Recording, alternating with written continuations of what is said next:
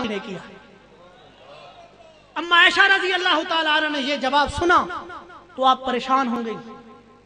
سوال کرنے کا مدعا تو کچھ اور تھا۔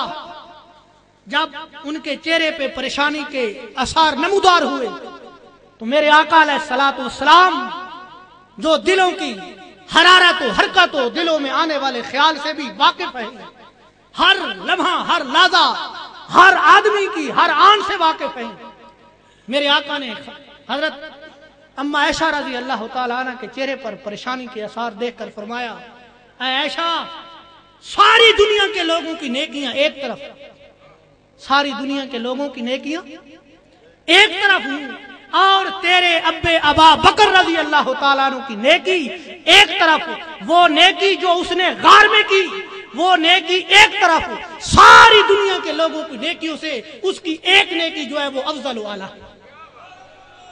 وہ ایک نیکی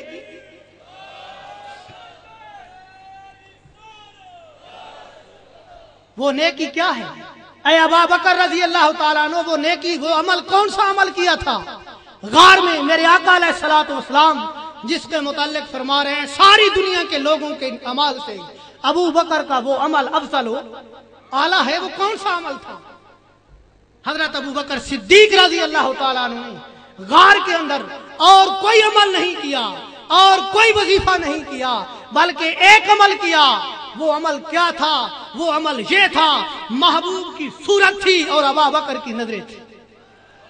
حضرت ابو بکر صدیق رضی اللہ تعالیٰ نے صورت مصطفیٰ کو دیکھا، صورت مصطفیٰ، وہ غار کی نیکی صورت مصطفیٰ تھی۔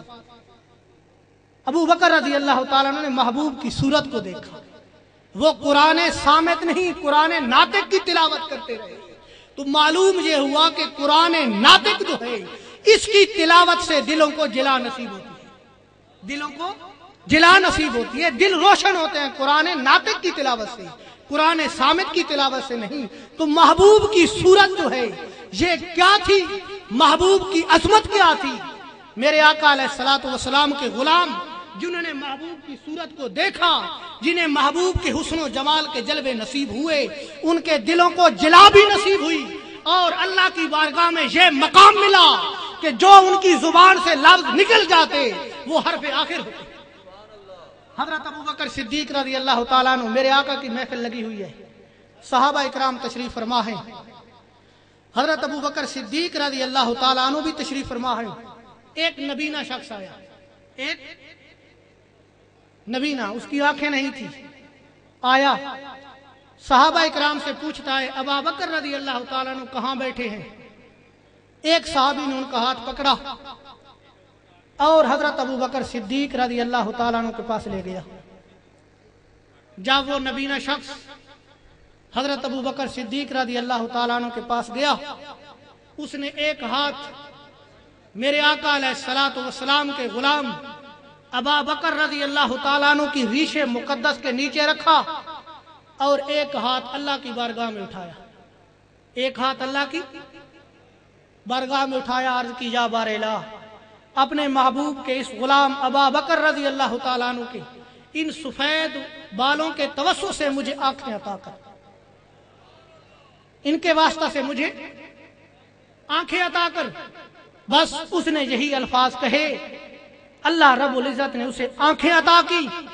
میرے آقا علیہ الصلوۃ والسلام دیکھ کر مسکرا رہے ہیں اور فرمایا، اے بینے، اللہ رب العزت کی بارگاہ میں میرے غلام، میرے یار ابو بکر رضی اللہ تعالیٰ عنہ کے ریش مقدس کے توسط سے کیا مانگا ہے؟ عرض کی، یا رسول اللہ، جس کو جو ضرورت ہوتی ہے، جس کی جو مانگ ہوتی ہے وہی مانگتا ہے، میں نے اللہ رب العزت کی بارگاہ سے آنکھیں مانگی ہیں۔ قابل غور بات، کیا مانگا ہے؟ آنکھیں مانگی ہیں۔ میرے آقا علیہ الصلوۃ والسلام کی رحمت جوش میں آ گئی، آپ فرمایا، اے بینے، تیرا ظرف کمزور تھا، تیرا برتن چھوٹا تھا، مجھے اللہ کی عزت و جلال کی قسم، اگر تو اس طرح دعا مانگتا، یا الہی، اپنے محبوب کے اس غلام، اس یار ابو بکر کے سفید بالوں کے توسط سے قیامت تک کوئی نبینا پیدا نہ کرنا، اللہ کوئی نبینا پیدا نہ کرتا۔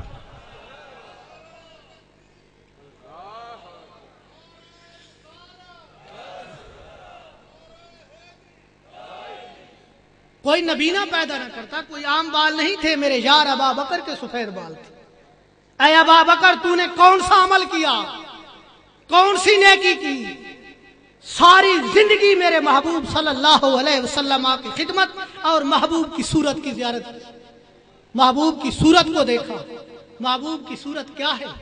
علامہ روح المعانی تفسیر روح المعانی کے اندر فرماتے ہیں، کسی نے عرض کی یا بار الہ، ہر ایک کا کوئی نہ کوئی کعبہ ہے، ہر ایک کا کعبہ ہے، ہر ایک کے کوئی نہ کوئی متوجہ ہونے کی سمت ہے، یا بار الہ تیری بھی کوئی سمت ہے جس طرح تو متوجہ ہوتا ہے؟